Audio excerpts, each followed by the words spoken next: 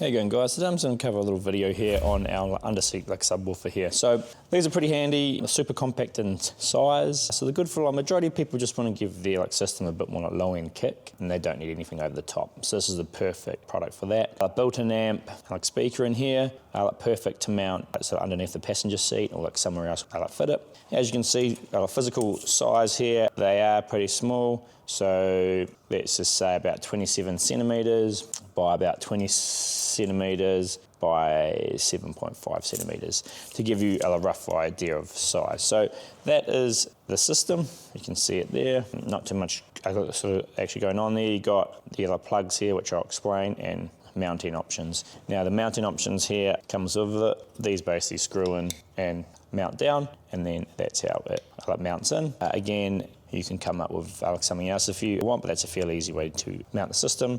You get this bit here, which is basically just a screw in here to hold your cables flat as they come out of here. Now the cables in the kit, is a remote control here. This goes into there. You can just control your gain, your bass boost, and your low pass filter. Handy, for example, if you have it under the passenger seat and the passenger's getting a bit excited, you can turn it down if it's annoying them. So that is the remote there. Then you have your main harness kit here. So this big plug, obviously boom into there, and I'll stretch this out for you and I'll show you what we have going on. We've got ground, so that's probably going to go into one of your sort of seat screws or somewhere that you have a chassis ground there. Continuous power from battery, so that goes along with this. That plugs into there. This has a fuse in it, and this will hook direct to your battery. A remote wire that's going to plug into here, and that's going to go into the remote wire from the head unit, because obviously this has constant power, and this tells it when to actually turn on. Two inputs. If you're using one of our head units, I will actually include in the cable a splitter cable, because our head units, majority of them only have a single sub RCA output.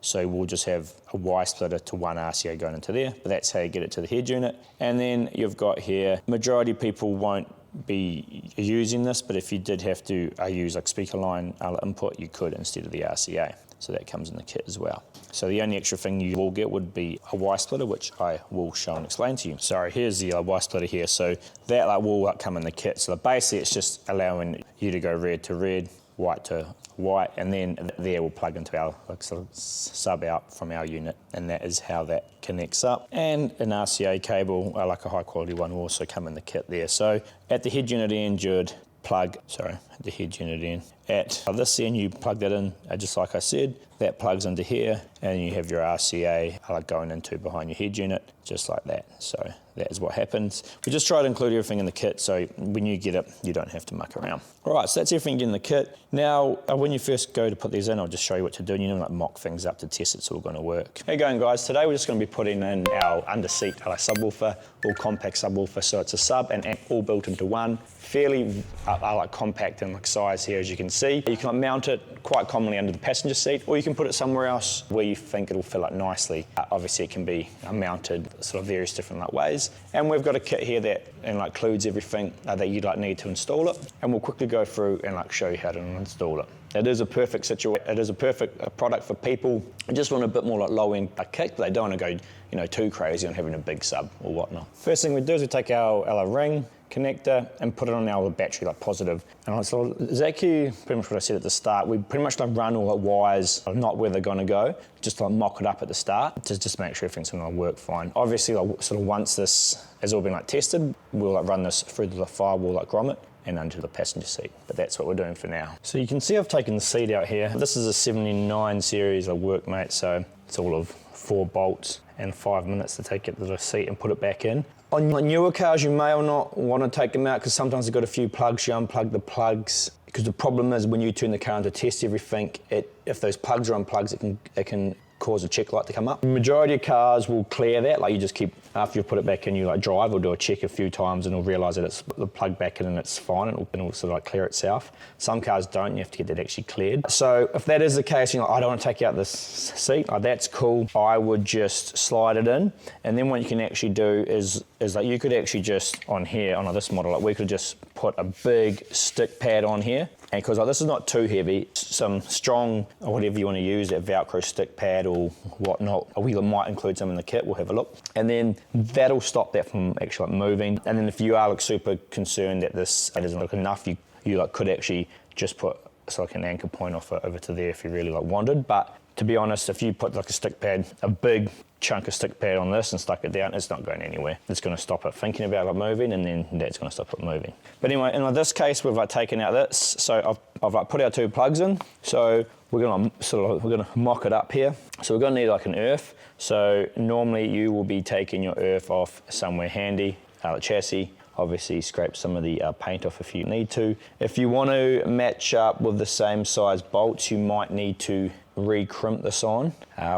We will look at maybe going for a bigger one in the future, because obviously they're pretty big bolts if you want to use the same ones. So earth it off the chassis. This one here we plugged in before to the battery, so we'll run this here and we'll put in that. This we're not concerned about. And then the remote and the RCA, you can see I've actually pulled out this unit's using one of our units. I've pulled out the head unit and we'll run the RCA out to here and the remote wire. I'll show you how you do that. And then once it's all mocked up, we'll just run the unit, check that it's all sounding good all right, and then we can do the wires properly. So what we're going to hook up now is our remote wire, which is this one here, the blue one in our kit. So this end here obviously is going to come down to here. You can tell it's a bullet connector. Sorry, you probably can't see what I'm saying here. It's a bullet connector here, which we're plugging in.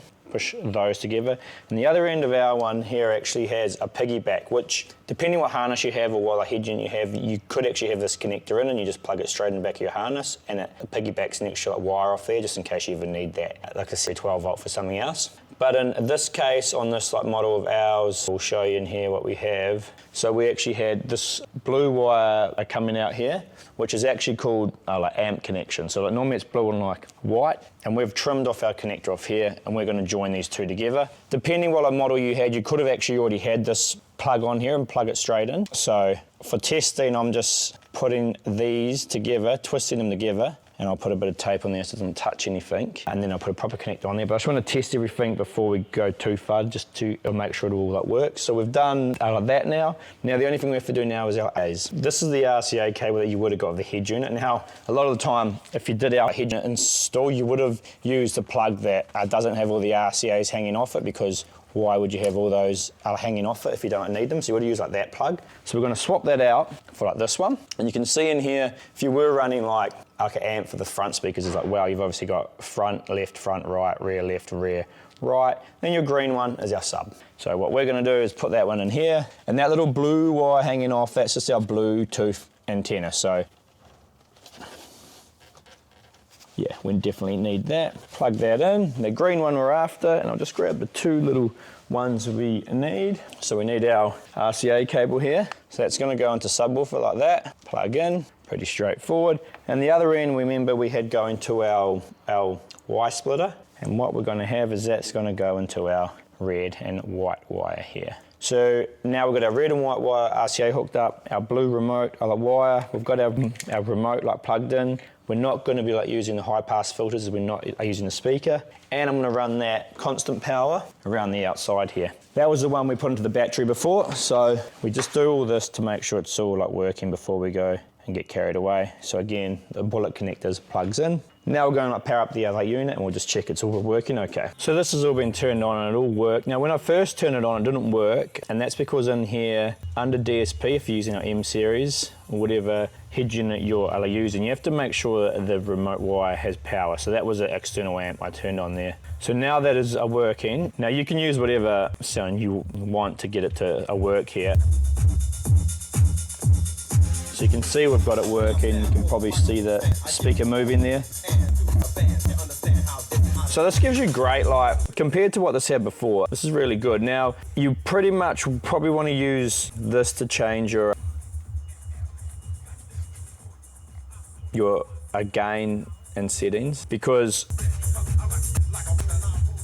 then it's going to use the amp in there. Now obviously there's a DSP chip in here, but you might as well use the amp in there and use these here to update it and get it running quick. So this is a 79 series that we've actually put in our factory of 4 inches and speakers up here. And now we've added this, which is giving it great bass and kick. So that's an awesome setup. And then we'll actually do the rear speakers in this 79 series as well. It's just a wagon. So everything's working fine. So always test things before you get too carried away, just to make sure it's all working. So now basically what we have to do is we're going to run the wires underneath that's underneath the carpet. We'll pull that like trim off there on their door. That's pretty easy to pull off, that like, bottom trim. We'll run the RCA and the remote wire back behind to the head unit. That's going to be easy enough to do. The earth will tuck under from like that side. We'll probably tuck under so it's a bit like sort of tidier and goes to here. I just put like a self-tapping screw onto here.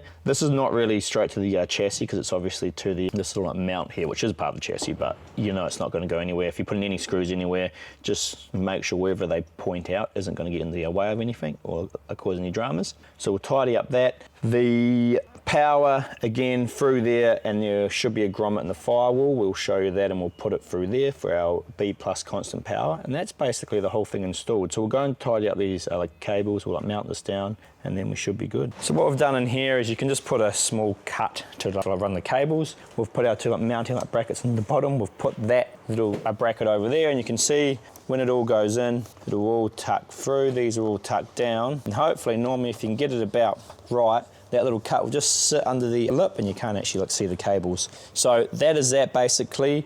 What we've done is we've fed the remote lights like under through there. If you did install one of our like head units, you could have had one of these cable pullers. If you don't have one, we probably won't include them in the kits because you could already have one if you're in our head units. But you can buy them on our website just by themselves. Super handy for doing little things like this. So we've thread the control through to here. We'll decide where we're going to like put that. You can put it wherever you want. So that is fine. The other wires you can see we have taken out under here, and I've popped this little bit of like trim out. So we've got our RCAs, which like they'll come along here and up under the glove box behind the dash. We've got our like battery cable. Again, like once the bullet ones are in, just tape them up, just because sometimes when you are like pulling on them, they can come like loose. So this one here, I will like show you. We're going to go along here, and we've gone through a grommet in the firewall.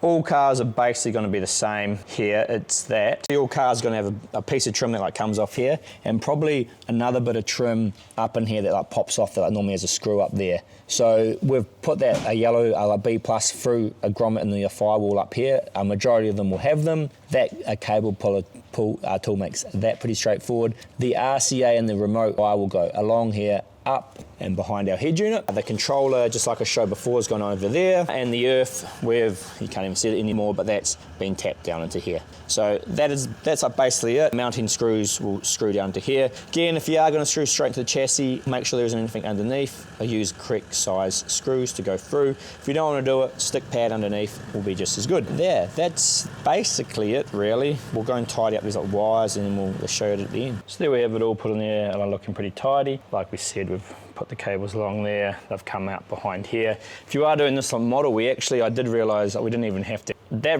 remote cable just needs to really go to an ACC power source, and we'd already tapped into here for the quick charge port, because this is one of our units with a quick charge port back there. So we already had an ACC tap in, so I actually just hooked it straight into there, which I did make it a bit easier. The only thing it just means is you can't turn that remote wire off, which wouldn't have mattered too much, because if you ever want to just turn that sub completely down, you've got your controller here, which we will mount in there somewhere. Yeah, cool. So all looking pretty tidy. That is all in and done. So that is a great little like sub that's going to have a built-in amp, which is going to give you enough of the low end to improve the sound of things. So if that's what you're after, then that's how you put it in. That's why I always mention, always fit things before you fit them like properly. So I had this mounted like that way. Went to put the seat back in, and I realised that when I first checked it out, it wasn't exactly right. So had to turn it around. So always sort of mock things up before you do mount them. So that's been like mounted now. A little bit of double-sided tape under the front, and then we've screwed in the two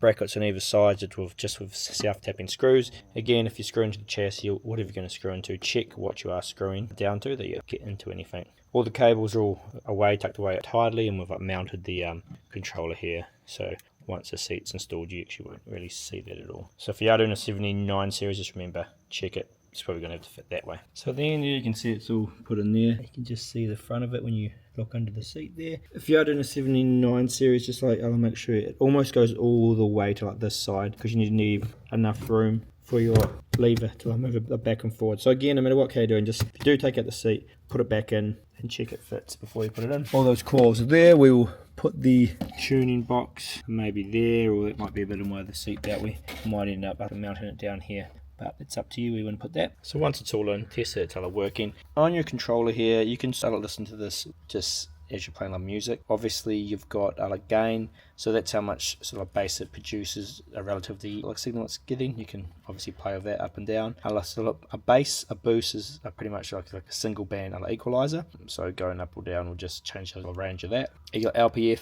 Now that is like low pass, so that is when it will actually start to kick in. So obviously you can turn that up or down. And then you've got a sort of phase, which will just change the polarity of the driver. So normally just have it on whatever sounds like better for that. I'll have it set as that. And the other ones you can have like a sort of play around with it. We will, hopefully for this car, we've actually done the whole sound setup. So we've done our front speakers, sort of the rear speakers. You can see there's a micro amp down there for the speakers, and now there's a sub under here. So we will actually do some DPF tuning. You can actually see there's a mic in here at the other moment. We'll be doing some tuning, and then we'll be able to actually provide profiles for people. But as far as like this concerned, you can pretty much just tune this just by your ear. So that's all pretty much done there. That's how you put in the underseat like subwoofer. Pretty much going to suit a lot of cars. You don't have to put underneath the seat. It could go in any spot. It's pretty small in sort of size, and it just provides them amount of kick that sort of most people are sort of looking for. So if you are after a sub to get a bit more of the low range kick into your vehicle, a very good option for you. Thanks very much. Hope the video helped you get it installed and sort of explained how it all works.